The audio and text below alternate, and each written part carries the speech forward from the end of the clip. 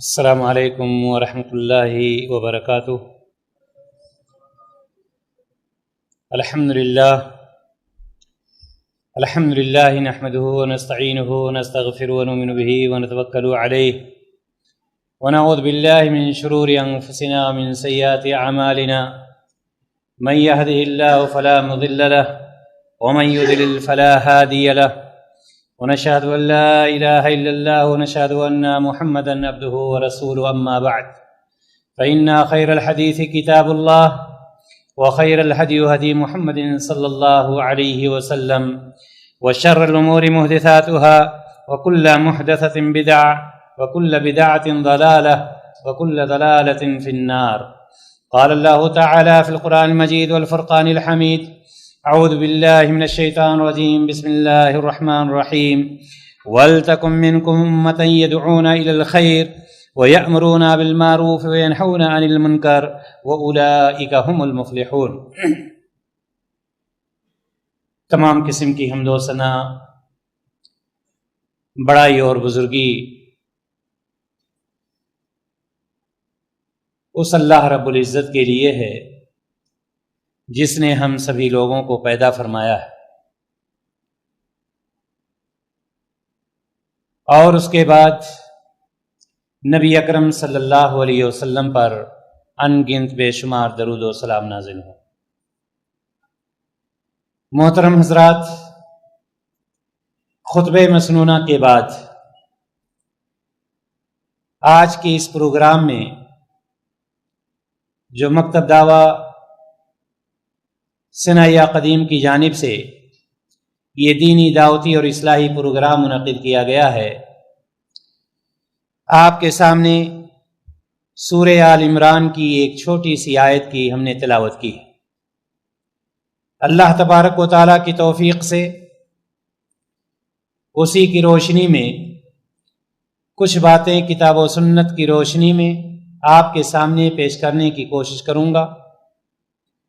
اللہ تبارک و تعالیٰ سے دعا ہے الہ العالمین قرآن و حدیث کی روشنی میں ہمیں آپ کے سامنے باتیں پیش کرنے کی، آپ تمام حضرات کو سننے کی، اور ہم سب کو کہنے اور سننے سے زیادہ اس پر عمل کرنے کی توفیق عطا فرمائے، آمین یا رب العالمین۔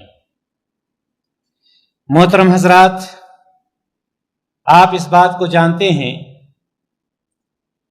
کہ جس طرح سے دنیا میں کامیاب لوگوں کا ایک معیار سمجھا جاتا ہے، اور ہر شخص اپنے ذہن و دماغ میں یہ بات رکھتا ہے کہ دنیا میں کامیاب وہ شخص ہے جو ڈاکٹر بن گیا، دنیا میں کامیاب وہ شخص ہے جو انجینئر بن گیا، دنیا میں کامیاب وہ شخص ہے جو پروفیسر بن گیا، دنیا میں کامیاب وہ شخص ہے جو کسی اونچے منصب پر فائز ہو گیا، وغیرہ وغیرہ۔ اسی طرح سے اللہ تبارک و تعالی نے دین کے اندر بھی، اسلام کے اندر بھی، شریعت اسلامیہ میں بھی کامیاب لوگوں کی کچھ پہچان پائی جاتی ہے، کچھ شناخت ہوتی ہے۔ وہ کون سے لوگ ہیں جو کامیاب مانے جاتے ہیں اللہ تعالیٰ کے نزدیک؟ وہ کون سے لوگ ہیں جو کامیاب مانے جاتے ہیں لوگوں کے نزدیک؟ جیسے کوئی شخص نماز کا اہتمام کرنے والا ہے، کوئی شخص ذکر و اذکار کا اہتمام کرنے والا ہے، اللہ تعالیٰ پر ایمان لانے کے بعد نماز روزے کی پابندی کرتا ہے، اللہ تعالیٰ پر ایمان لانے کے بعد اللہ تعالیٰ کے حقوق کو اور بندوں کے حقوق کو نظر انداز نہیں کرتا ہے۔ یہ وہ لوگ ہوتے ہیں جو اللہ تبارک و تعالیٰ کے نزدیک یا شریعت اسلامیہ کے نزدیک کامیاب مانے جاتے ہیں۔ انہی میں سے ایک وہ شخص بھی ہے جو کامیاب مانا جاتا ہے، جس کو اللہ تبارک و تعالیٰ نے کامیاب قرار دیا ہے۔ وہ کون سا شخص ہے؟ وہ شخص جو بھلائی کا حکم دیتا ہے اور برائیوں سے روکتا ہے، وہ شخص جو نیکی کے کام کرتا ہے اور دوسروں کو بھی نیکی کی طرف بلاتا ہے اور برائی سے خود اپنے آپ کو بچاتا ہے اور دوسروں کو بھی روکتا ہے، ایسے شخص کے لیے بھی اللہ تبارک و تعالیٰ نے کامیابی کی بشارت سنائی ہے کہ اگر کوئی شخص خود برائیوں سے بچ رہا ہے اور برائی کرنے سے لوگوں کو روک رہا ہے، کوئی شخص نیکیوں پر عمل کر رہا ہے، نیکیاں کر رہا ہے اور نیکی کرنے کا حکم دے رہا ہے، تو اللہ تبارک و تعالیٰ نے ایسے شخص کو ان لوگوں میں شمار کیا ہے جو کامیاب ہونے والے ہیں، جن کی دنیا کی زندگی کامیاب ہونے والی ہوتی ہے۔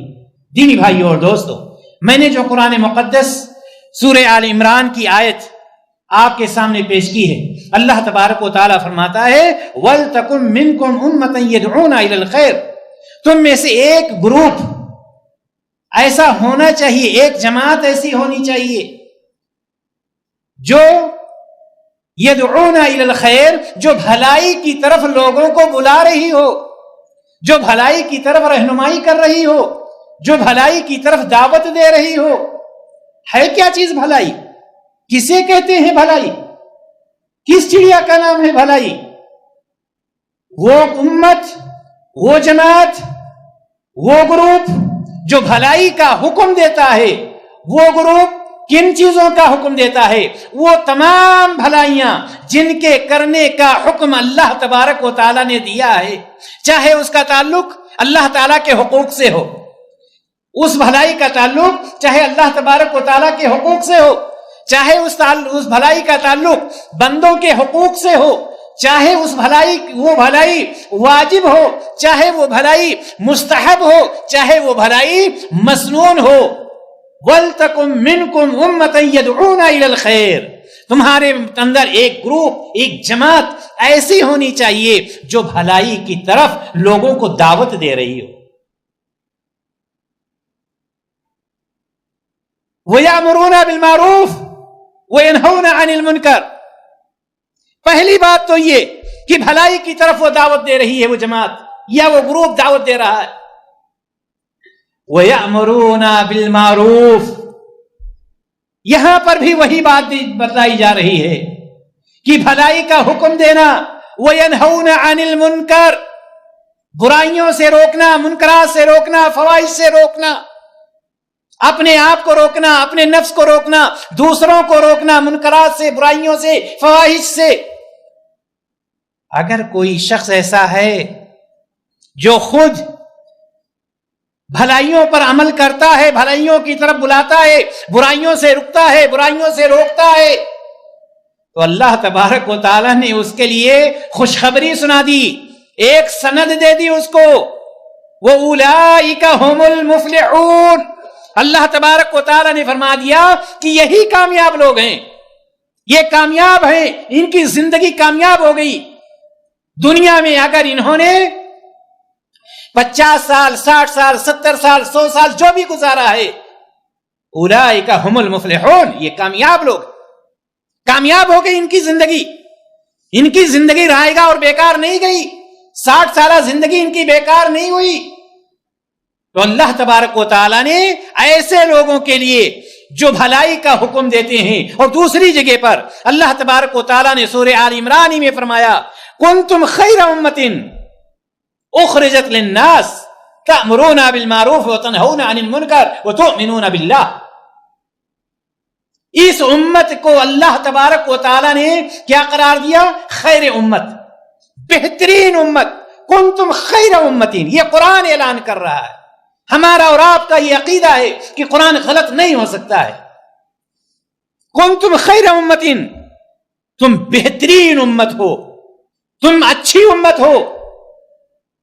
یہ بہترین کون کہہ رہا ہے؟ یہ اللہ تبارک و تعالیٰ کہہ رہا ہے۔ لیکن کیوں بہترین کہہ رہا ہے؟ کیوں ہمیں اور آپ کو اچھا ہونے کا سرٹیفکیٹ دے رہا ہے؟ کنتم خیر امۃ، تم بہترین امت ہو، اخرجت للناس، جسے لوگوں کے لیے نکالا گیا ہے، جو لوگوں کے لیے ہے۔ کیا کام ہے اس امت کا؟ تأمرون بالمعروف وتنہون عن المنکر۔ شرط یہ ہے بہترین امت ہونے کے لیے کہ بھلائی کا حکم دو اور برائیوں سے روکو، بھلائیوں کا حکم دینا کس کے لیے؟ کیا صرف دوسروں کے لیے؟ جی ہاں، دوسروں کو تو حکم دینا ہی ہے، دوسروں کو تو بھلائیوں کی طرف بلانا ہی ہے، لیکن اس سے پہلے ہمیں اور آپ کو سب سے پہلے اپنے نفس کو، اپنے گھر کو، اپنے اعزاء اور اقربا کو، اپنے جاننے پہچاننے والوں کو، شروعات ہماری کہاں سے ہوگی؟ ہماری شروعات اپنے نفس سے ہوگی۔ سب سے پہلے ہم بھلائی کا حکم اپنے نفس کو دیں، ہم خود یعنی عمل کریں، نیک عمل کریں، اچھے عمل کریں۔ کنتم خیر امۃ اخرجت للناس تأمرون بالمعروف وتنہون عن المنکر۔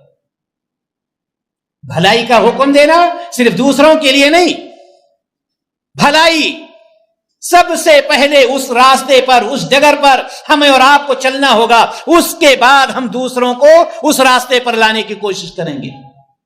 تب اللہ تبارک و تعالیٰ نے اس امت کو خیر امت قرار دیا ہے، بہترین امت قرار دیا ہے، یہ سرٹیفکیٹ ہے، لیکن اس شرط کے ساتھ کہ ہم بھلائی کا حکم دیں اور برائیوں سے روکیں، ہم بھلائیاں کریں اور اپنے آپ کو برائیوں سے روکیں، تب ہمارا شمار ان میں ہوگا جن میں اللہ تبارک و تعالیٰ نے جس جماعت کے بارے میں قرآن مقدس میں ذکر کیا ہے۔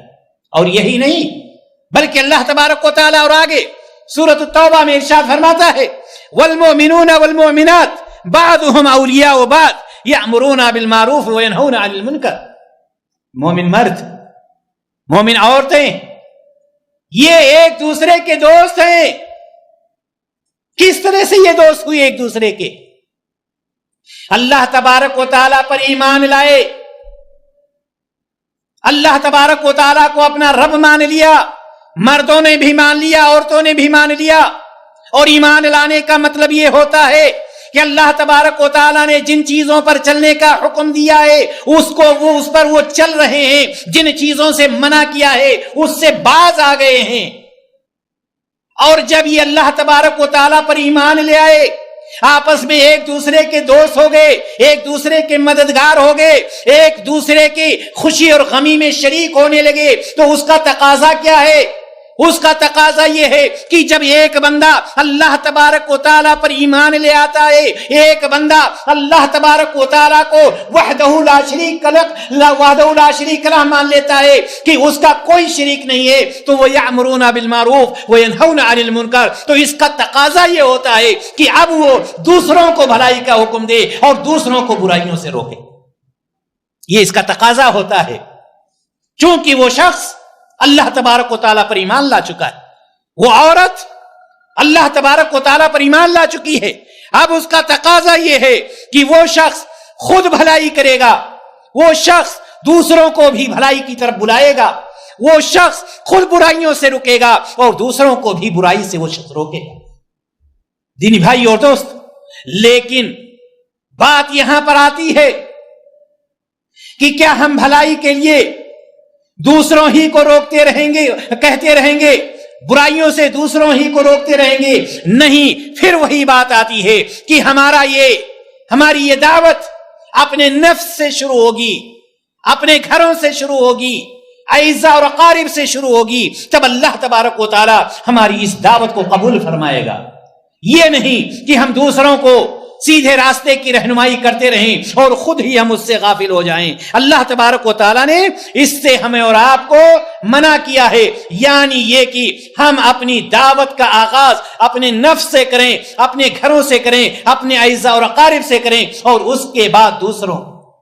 اور یہ یاد رکھیں، بھلائی کا حکم دینا، برائیوں سے روکنا، اللہ کے رسول جناب محمد رسول اللہ صلی اللہ علیہ وسلم کی روایت آتی ہے، حدیث آتی ہے، ابو سعید خدری رضی اللہ تعالی عنہ اس کے راوی ہیں، صحیح مسلم کی روایت ہے، فرماتے ہیں کہ نبی کریم صلی اللہ علیہ وسلم نے فرمایا من را منکم منکرا فلیغیرہ بیدہ، تم میں سے کوئی شخص کوئی منکر چیز دیکھتا ہے، کوئی برائی دیکھتا ہے، کوئی فواحش دیکھتا ہے، من را منکم منکرا فلیغیرہ بیدہ، تو چاہیے کہ اپنے ہاتھ سے اس کو روک دے، اپنے ہاتھ سے اس کو منع کر دے۔ اب یہاں پر ہمارے اور آپ کے ذہن میں یہ بات آ سکتی ہے کہ ہم نے سنا ہے لیکن میں نے دیکھا تو نہیں، میں نے سنا ہے میں نے دیکھا نہیں ہے، اور حدیث یہ کہہ رہی ہے من را منکم، تم میں سے جو دیکھے، تو جب میں نے دیکھا نہیں ہے تو ہم اس کو منع کرنے کیوں جائیں؟ ہو سکتا ہے ہمارے ذہن میں یہ بات آ جائے۔ دینی بھائی اور دوستو، شیطانی وسوسہ ہوگا، یاد رکھنا یہ۔ اگر کوئی شخص یہ بات سوچ رہا ہے کہ حدیث کہہ رہی ہے کہ جب تم دیکھو کوئی برائی ہے تو اس کو روکو، یہاں پر دیکھنے سے مراد دیکھنا تو ہے ہی، اگر آپ کے علم میں یہ بات آ جاتی ہے، اگر آپ کو یہ جانکاری مل جاتی ہے کہ ہاں فلاں شخص غلط کام کر رہا ہے، میرا بیٹا غلط کام کر رہا ہے، میری بیٹی غلط کام کر رہی ہے، میری بیوی غلط کام کر رہی ہے، میرا بھائی غلط کام کر رہا ہے، میرے ماں باپ نمازی نہیں ہے، وغیرہ وغیرہ، اگر تم میں سے کوئی شخص منکرات کو دیکھتا ہے، برائیوں کو دیکھتا ہے، تو اس کو چاہیے کہ اپنے ہاتھوں سے اس کو روکنے کی کوشش کرے۔ اللہ کے رسول صلی اللہ علیہ وسلم نے فرمایا فَإِن لَّمْ يَسْتَطِعْ، ہو سکتا ہے وہ شخص اس کی طاقت نہ رکھتا ہو، اس کے سامنے جا کر کے زبان کھولنے کی طاقت نہ رکھتا ہو،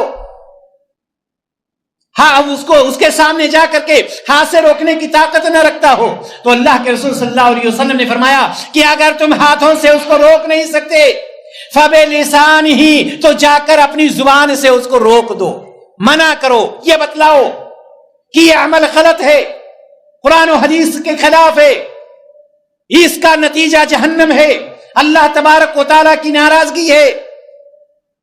یہ ہمارے اور آپ کے اوپر یہ چیز واجب ہے میرے بھائی اور دوست۔ کتنے ایسے لوگ پائے جاتے ہیں کہ وہ یہ سمجھتے ہیں، ان کا یہ گمان ہوتا ہے کہ ہم عمل کر رہے ہیں، میرا عمل نیک ہے، ہمیں دنیا سے کچھ لینا دینا نہیں ہے۔ یاد رکھنا یہ بہت بڑی بھول ہے، یہ نادانی ہے۔ یہ امر بالمعروف اور نہی عن المنکر، یعنی بھلائیوں کا حکم دینا اور برائیوں سے روکنا ہر شخص کے لیے ضروری ہے، چاہے وہ شخص ڈگریوں والا ہو، چاہے وہ شخص ان پڑھ ہو۔ جتنا جانتا ہے، جتنا اس کے پاس علم ہے، دوسروں کو اتنی وہ دعوت دے گا۔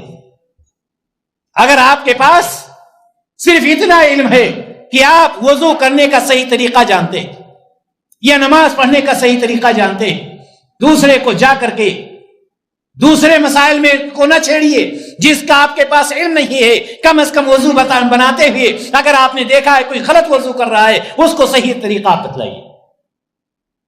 یہ ہمارے اور آپ کے اوپر امر بالمعروف اور نہی عن المنکر یہ چیز واجب۔ اللہ کے رسول صلی اللہ علیہ وسلم نے کیا فرمایا؟ من رأى منکم منکرا فلیغیرہ بیدہ فإن لم یستطع، اگر اس کی طاقت نہیں رکھتا ہے فبلسانہ، اگر روکنے کی طاقت اس کے اندر نہیں ہے، ٹھیک ہے، جا کر کے اس کو سمجھائے، واضح و نصیحت کرے۔ فإن لم یستطع، اگر اس کی بھی طاقت نہیں رکھتا، یہ بھی طاقت اس کے اندر نہیں ہے، نہ تو روک سکتا ہے اس کے کام کو، نہ ہی اس کو زبان سے کچھ کہہ سکتا ہے، تو آپ صلی اللہ علیہ وسلم نے فرمایا فَبِقَلْبِهِ، تو اس کو اپنے دل میں برا جانے، غلط سمجھے، یہ نہیں کہ اس کی تائید کرنا شروع کر دے، اس کے ہاں میں ہاں ملا لے، یہ چیز نہیں ہے۔ اور یہ چیز ہم میں سے بہت سارے لوگوں کے اپنے گھروں میں پائی جاتی۔ بیٹا بڑا ہو گیا، غلط کام کر رہا ہے، اب اس کو اس لیے ہم نہیں روک رہے ہیں کہ بیٹا ناراض ہو جائے گا۔ بیوی غلط کام کر رہی ہے، نماز روزے سے اس کا کوئی تعلق نہیں ہے، قرآن کی تلاوت سے اس کا کوئی تعلق نہیں ہے، ہم اپنی زبان کو نہیں ہلا سکتے۔ اللہ کے رسول جناب محمد رسول اللہ صلی اللہ علیہ وسلم تشریف فرما ہے، آپ کے سامنے ایک چھوٹا سا لڑکا ہے، کھانا کھا رہا ہے، ابھی چھوٹا سا لڑکا ہے، وہ اپنے پلیٹ میں اپنے ہاتھ کو پھرا رہا ہے، کہیں ادھر لے جا رہا ہے، کہیں ادھر لے جا رہا ہے۔ نبی کائنات نے دیکھا کہ یہ چھوٹا سا لڑکا جس کو کھانے کا طریقہ بھی نہیں معلوم، آپ صلی اللہ علیہ وسلم دیکھ رہے ہیں کہ چھوٹا ہے، اس کے باوجود آپ صلی اللہ علیہ وسلم کی زبان مبارک سے نکلتا ہے یا غلام سم اللہ وکل بیمینک وکل مما یلیک۔ نبی کریم صلی اللہ علیہ وسلم نے یہ نہیں سوچا کہ یہ چھوٹا بچہ ہے، بڑا ہوگا اس کو کھانے کا طریقہ معلوم ہو جائے گا، نہیں، فوراً جیسے ہی غلط چیز دیکھا، اگرچہ بچہ چھوٹا تھا، فوراً آپ کی زبان مبارک سے نکلا یا غلام سم اللہ، اے بچے سب سے پہلے بسم اللہ کہہ کر کے کھاؤ، وہ کل بیمینک، سیدھے ہاتھ سے کھاؤ، وہ کل مما یلیک، اور اپنے سامنے سے کھاؤ۔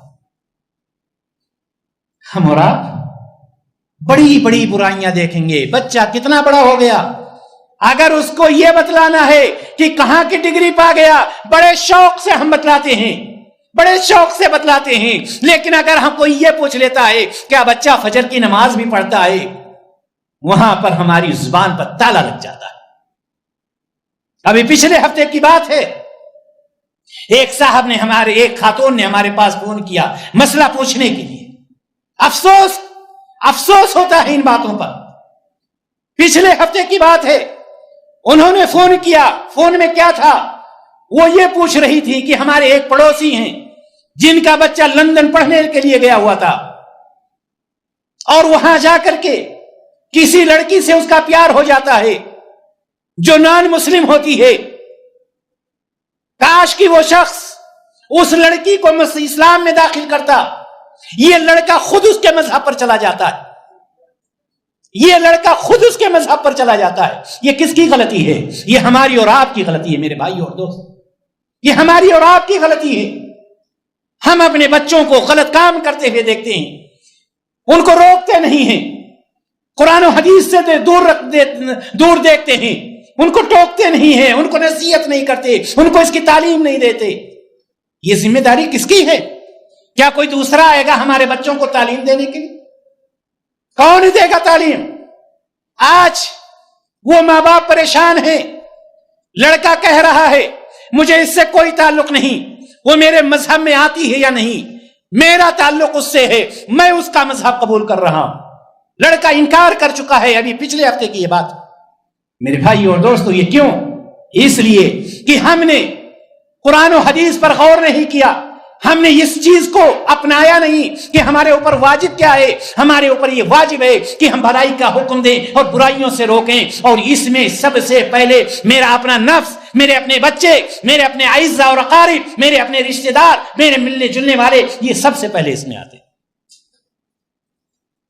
और आखिर में अल्लाह के रसूल सल्लल्लाहु अलैहि वसल्लम ने फरमाया वज़ालिका अदअफुल ईमान, ये कम तर दर्जे का ईमान हो कि कोई शख्स बुराई को देखे, उसको रोक ना पाए, जुबान से कोई बात ना कह पाए, तो कम अज कम बुराई को दिल में उसको बुरा तो जानना ही चाहिए। दूसरी रवायत आती है नुअमान बिन बशीर रज़ी अल्लाह तआला अन्हु की। याद रखिएगा, कुछ लोग जो ये समझते हैं कि मैं नेक काम कर रहा हूं, हमें दुनिया से कुछ लेना देना नहीं है। नुअमान बिन बशीर रज़ी अल्लाह तआला अन्हु कहते हैं कि नबी करीम सल्लल्लाहु अलैहि वसल्लम ने फरमाया, उस शख्स की मिसाल जो अल्लाह के हुदूद को कायम करने वाला है, उस शख्स की मिसाल जो अल्लाह ताला के हुदूद को कायम करने वाला है। हुदूद को कायम करने का मतलब क्या? हुदूद को कायम करने का मतलब यह है कि अल्लाह तबारक व तआला ने जिन चीजों से मना किया है उसका वो इनकार करता है, जिन चीजों से मना किया है उसको वो खत्म करने की कोशिश करता है और अल्लाह तबारक व तआला के बताए हुए तरीके के मुताबिक जिंदगी गुजारने की पूरी कोशिश करता है। उन लोगों की मिसाल जो अल्लाह तबारक व तआला के हुदूद को कायम करने वाले हैं और उनकी जो इन हुदूद में मुब्तला होने वाले, यानी ये कि जो हुदूद कायम करने वाले नहीं, इनकी मिसाल किस तरह से? सही बुखारी की रवायत, उन लोगों की तरह से ये मिसाल दी है नबी कायनात सल्लल्लाहु अलैहि वसल्लम ने, जो मैं ये बतलाना चाहता हूं, जो लोग ये समझते हैं कि मैं अपने नफ्स को देखता हूं, मेरा दुनिया से कोई ताल्लुक नहीं है, बीवी से कोई ताल्लुक नहीं, बच्चों से कोई ताल्लुक नहीं, भाइयों से कोई ताल्लुक नहीं, नेक करेंगे जन्नत में जाएंगे, बुरा करेंगे जहन्नम में जाएंगे, मुझसे कोई ताल्लुक नहीं है। उन लोगों के लिए रवायत अल्लाह के रसूल सल्लल्लाहु अलैहि वसल्लम ने फरमाया कि इन लोगों की मिसाल उन लोगों की तरह से है जो एक कश्ती में सवार होते हैं, कश्ती के दो हिस्से हैं, बालाई हिस्सा और निचला हिस्सा। फिर वो कश्ती में बैठने के लिए कुरानंदाजी करने लगते हैं और कुरानंदाजी में कुछ लोग ऊपर बैठ जाते हैं और कुछ लोग नीचे बैठ जाते हैं। वो लोग जो कश्ती के निचले हिस्से में हैं, पानी लेने के लिए उनको ऊपर जाना पड़ता है और जब ये ऊपर जाते हैं तो उन लोगों को परेशानी होती है जो ऊपर वाले हिस्से में बैठे हुए।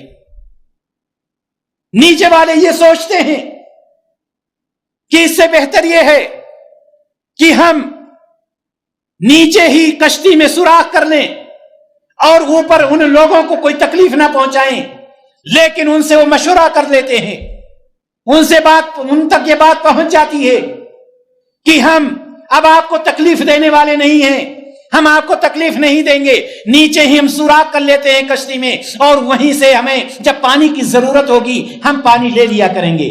اب اوپر والے جو اوپر بیٹھے ہوئے ہیں ان کے اوپر کیا چیز ہے؟ کیا وہ خاموش بیٹھے رہیں گے؟ کیا ان کو یہ سوچنا چاہیے کہ یہ ان کا اپنا معاملہ ہے، قرآن دازی ہو چکی ہے، ہم اوپر ہیں، ان کا اپنا معاملہ ہے، وہ جیسا چاہے ویسا کریں؟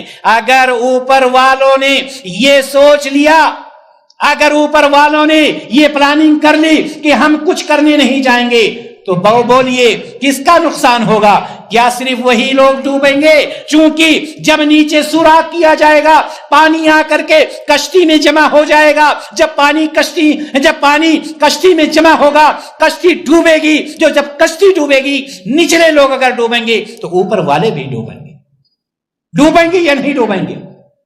لہذا اب یہاں پر ان کو یہ ضروری ہے، جو لوگ اوپر بیٹھے ہوئے ہیں ان کے لیے ضروری ہے کہ وہ آ کر کے ان کو یہ بتلائیں کہ نہیں، تمہارا یہ طریقہ غلط ہے۔ میں بتلانا یہ چاہتا ہوں کہ اگر کوئی شخص اپنے ذہن و دماغ میں یہ رکھتا ہے کہ نہیں ہمیں کسی سے کچھ کہنے کی ضرورت نہیں ہے، یاد رکھیے وہ غلطی کا شکار ہے، وہ خود ڈوبے گا، وہ بھی ڈوبیں گے جو غلطی کر رہے ہیں۔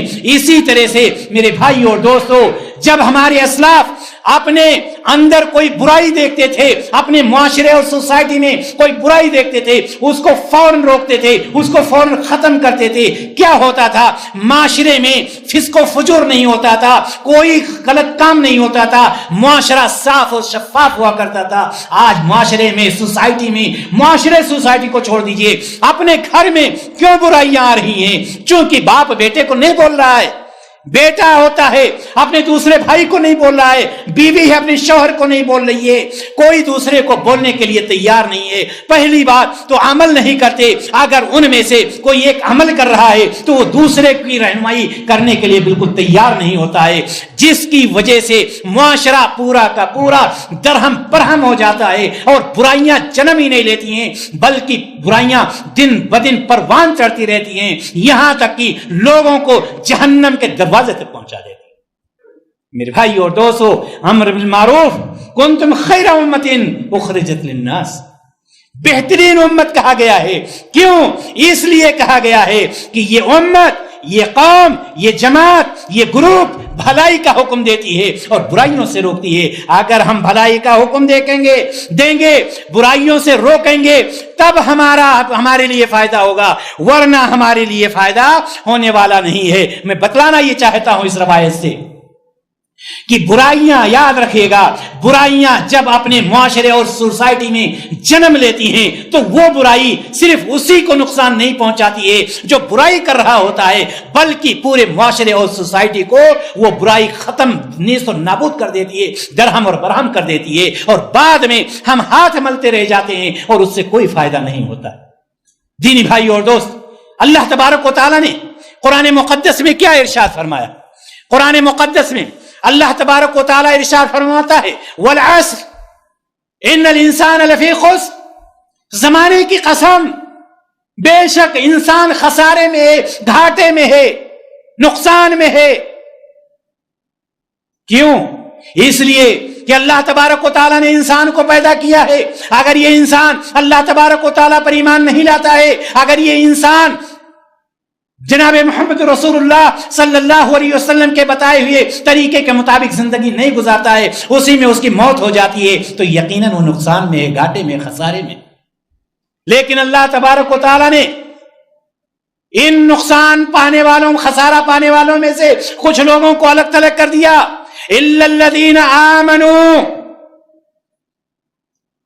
ہاں مگر وہ لوگ خسارے میں نہیں ہیں، گھاٹے میں نہیں ہیں، جو ایمان لانے والے ہیں۔ کن چیزوں پر ایمان لانا؟ ان ساری چیزوں پر ایمان لانا جس پر ایمان لانے کا اللہ تبارک و تعالی نے حکم دیا۔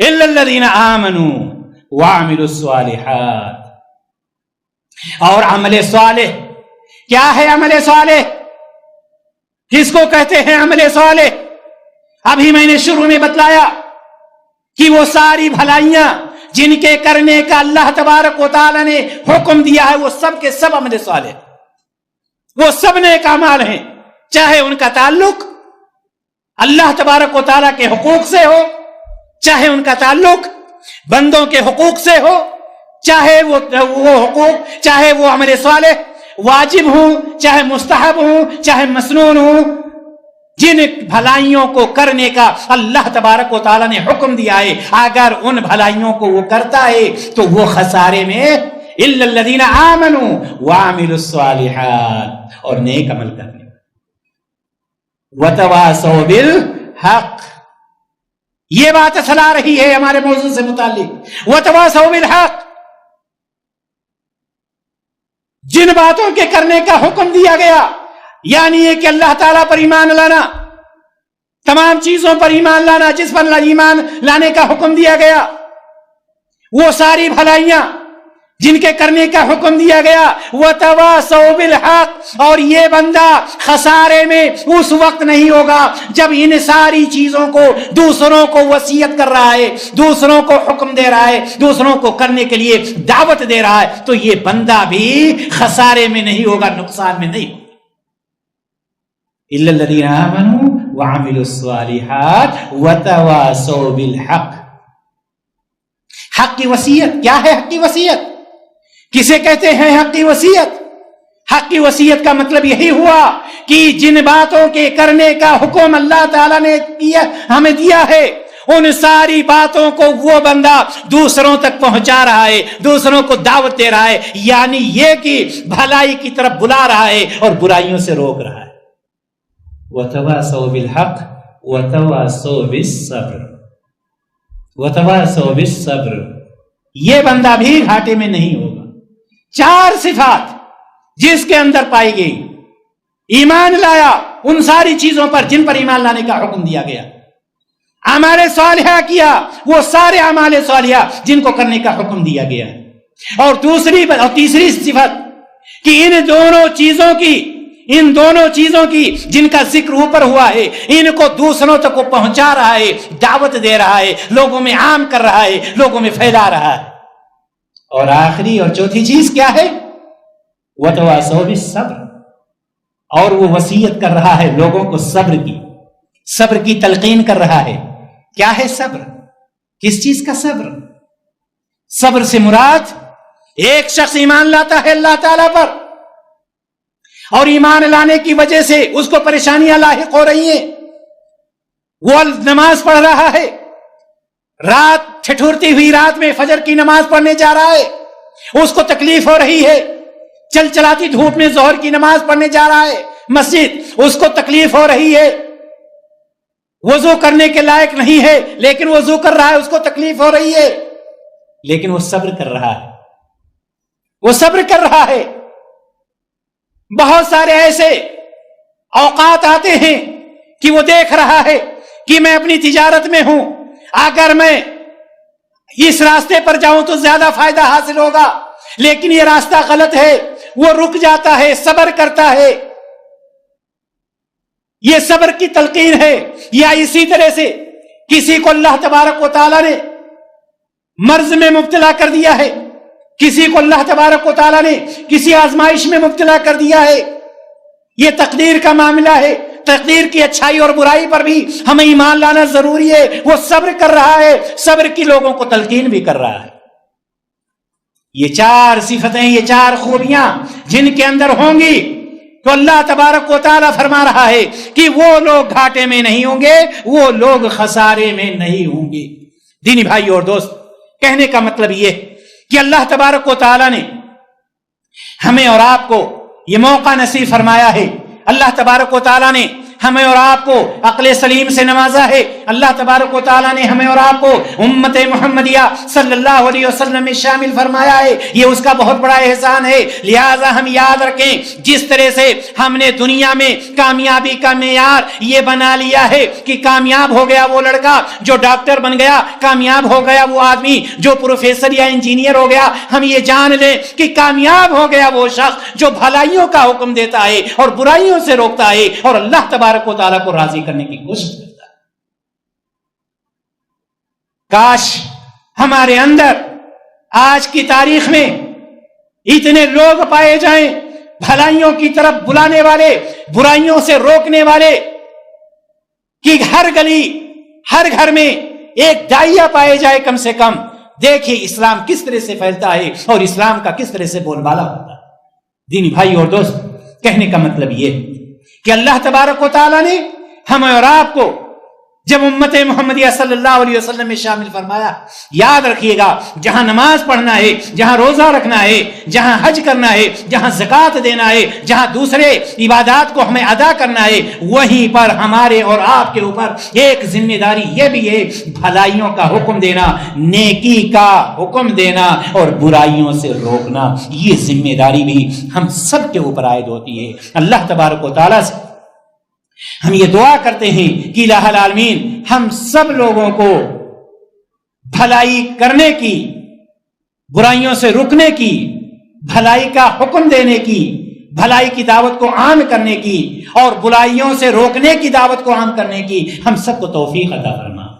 الہ العالمین ہمارے وہ تمام دعات, ہمارے وہ تمام علماء اور مشائخ جو دنیا کے کسی بھی گوشے میں قرآن و حدیث کی دعوت دے رہے ہیں, الہ العالمین ان کی دعوت میں ترقی عطا فرما, ان کی دعوت کو عام کر دے اور لوگوں کو اسلام کی طرف پھیر دے, اسلام کی محبت ان کے دلوں میں بٹھا دے اور اسلام پر عمل کرنے کی توفیق عطا فرما. وآخر دعوانا ان الحمد للہ رب العالمین. السلام علیکم ورحمۃ اللہ وبرکاتہ.